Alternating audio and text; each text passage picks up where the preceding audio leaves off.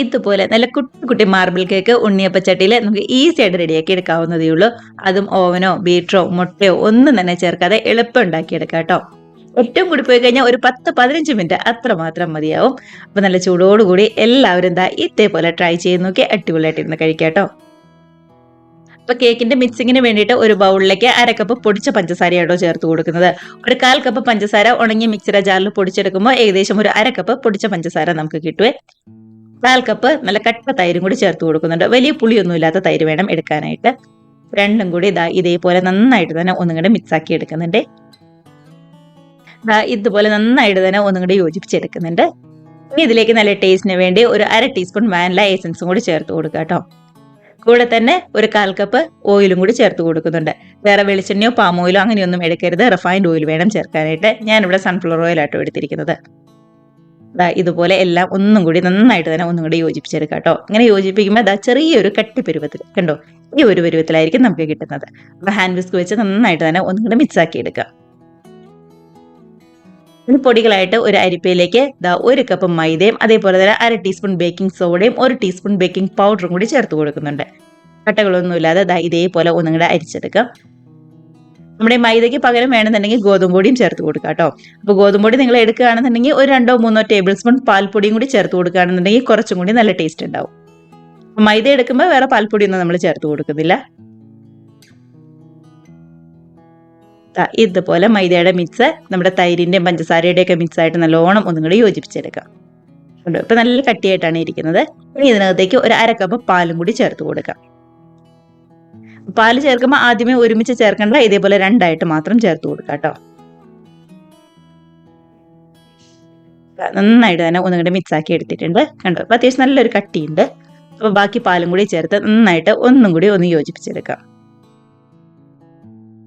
കണ്ടതാ, ഇതുപോലെ നന്നായിട്ട് ഒന്നും കൂടി യോജിപ്പിച്ചെടുത്ത കേക്കിന്റെ മിക്സിംഗ് ഒക്കെ ഇവിടെ കഴിഞ്ഞു. ഇതിപ്പോൾ ഒരുപാട് കട്ടി നല്ല ലൂസോ ഒന്നും അല്ലാത്ത പാകത്തിനായിട്ടാണ് നമ്മുടെ മിക്സ് കിട്ടിയിരിക്കുന്നത്. ഈ ഒരു പരുവം വേണം നമ്മുടെ കേക്കിന്റെ മിക്സിങ് എപ്പോഴും ഇരിക്കാനായിട്ട്. കണ്ടോ, ഒരുപാട് കട്ടി കൂടുതലുമില്ല, എന്നാൽ തീരെ അങ്ങോട്ട് കട്ടി കുറവില്ല.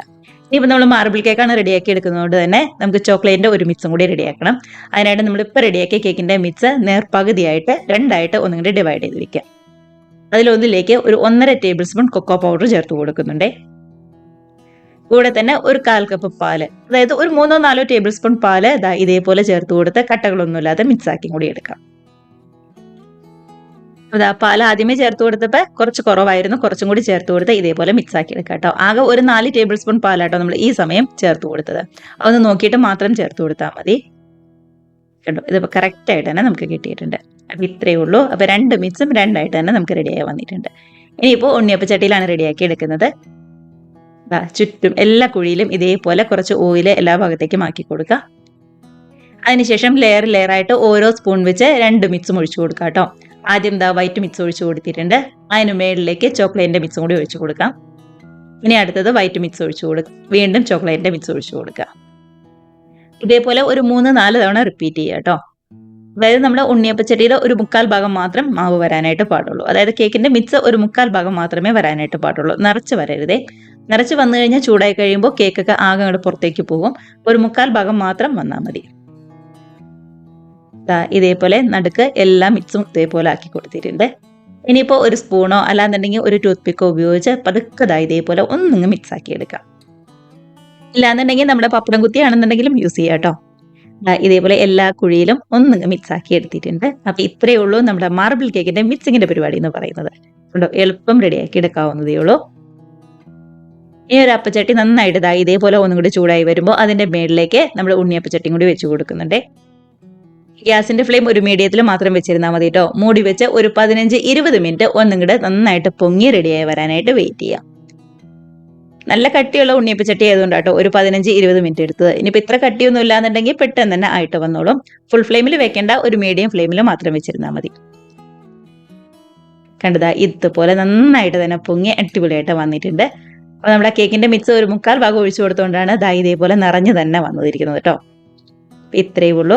നമുക്കിതിങ്ങനെ റെഡിയായി കഴിയുമ്പോൾ എടുത്ത് മാറ്റി അടുത്ത ബാച്ചും ഇതേപോലെ തന്നെ പെട്ടെന്ന് റെഡിയാക്കി എടുക്കാം. ഉണ്ണിയപ്പച്ചട്ടി ഒന്നും കൂടി തണുത്തതിന് ശേഷം മാത്രം കേട്ടോ അടുത്ത ബാച്ചും ഇതേപോലെ റെഡിയാക്കി എടുക്കാനായിട്ട് പാടുള്ളൂ. അപ്പോൾ ദാ ഇത്രയേ ഉള്ളൂ നമ്മുടെ മാർബിൾ കേക്ക്. അതായത് ഉണ്ണിയപ്പച്ചട്ടിയിൽ പെട്ടെന്ന് റെഡിയാക്കി എടുക്കാൻ പറ്റാവുന്ന നല്ല കുട്ടി മാർബിൾ കേക്ക്. മിസ് ചെയ്യാതെ എല്ലാവരും ട്രൈ ചെയ്ത് നോക്കി. നല്ലൊരു ചൂട് ചായയുടെയൊക്കെ കൂടെ അടിപൊളിയായിട്ട് ഇരുന്ന് കഴിക്കാം കേട്ടോ.